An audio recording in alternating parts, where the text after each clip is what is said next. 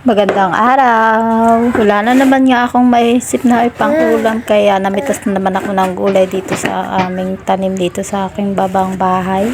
Yan nga ang benepisyo kapag marami kang tanim at nahilig ka magtanim ng mga gulay-gulay. Kapag wala ka nga maisip at maipangbili ng ulam ay pipitas-pitas ka lang ay meron ka nang makukuha. Isa pa ay malaki din nga ang matitipid mo kapag may tanim kang gulay dahil hindi ka na nga bibili. Ang bibilhin mo na nga lang ay pang sahog dyan kung gusto mong may sahog at gusto mong may dagdag lasa nga itong luluto mo.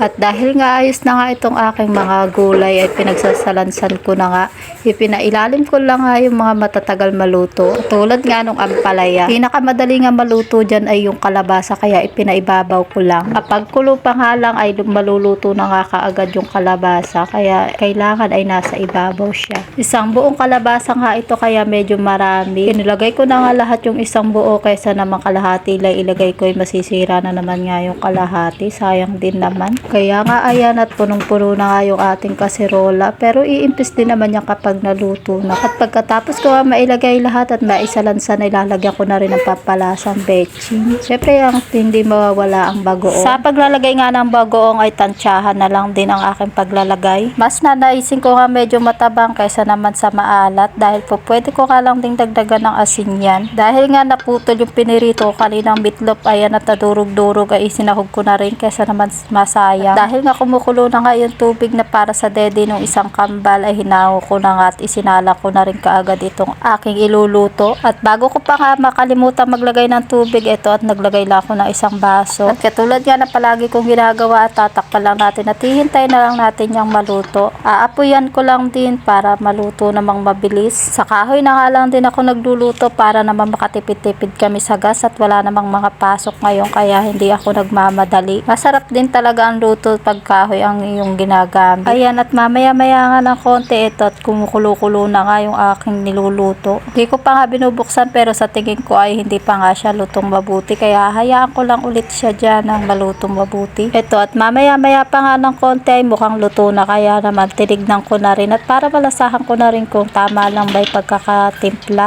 Hinalo-halo ko lang din naman ng konti para masama-sama nga yung lasa.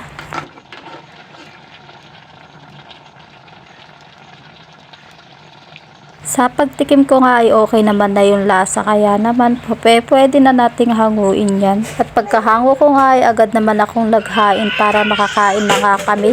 O diba't mga kananay nakaraos na naman kami sa aming pananghalian. Nagsandok na nga rin ako kaagad ng aking makakain at umuna na nga akong kumain. Habang naglalaro at nalilibang pa nga yung kambal. At pagkatapos ko naman nga kumain dyan ay sila naman ang aasikasuhin kong pakainin. Sa pagpapakain nga ng maliliit na bata ay medyo challenging talaga dahil kailangan minsan ay hahabulin mo pa sa pagsubo. Minsan pa nga ay pipilitin mo pang ibukas yung kanilang bibig para masubuan mo. Kaya dapat talaga ay mahaba ang pasensya mo sa pagpapakain sa kanila. Pagpasensya nyo na nga lang din mga kananay ko, puro gulay na lang ang aking niluluto dahil yun nga ang libre dito sa amin at yun lang ang kaya pa sa ngayon. Puro dinengdeng nga lang din at pinakbit itong niluluto ko. Kaya sana ay wag ko kayong magsasawang panuorin pa rin ang aking mga video. Hayaan nyo nga mga kananay kapag ako'y nakaluwag-luwag ako'y magluluto ng mga special at mga kakaiba at bagong lutuin sa inyong mga paningin.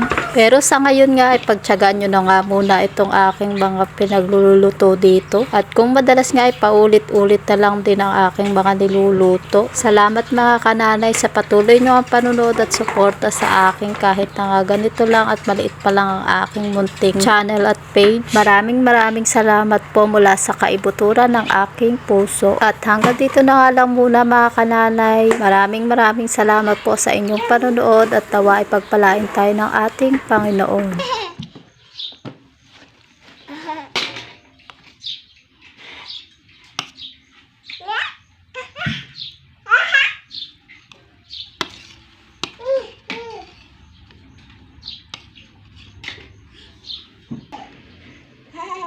At may pahabol nga mga kananay, pasensya na kayo sa kalat ng aking bahay. At dahil nga kaliligo nga ng kambal, ayan, at wala pa nga sa lawal. At sinasamantala ko pa nga habang maganda pa yung mood nila, ay pinapakain ko na muna sila. Kaya nga hindi ko pa sila nalalagyan ng short. At dahil mamaya siguradong magngangak-ngaka na naman yan, hirap na naman akong pakainin. At sigurado hindi na nga makakakain pagka umiyak na.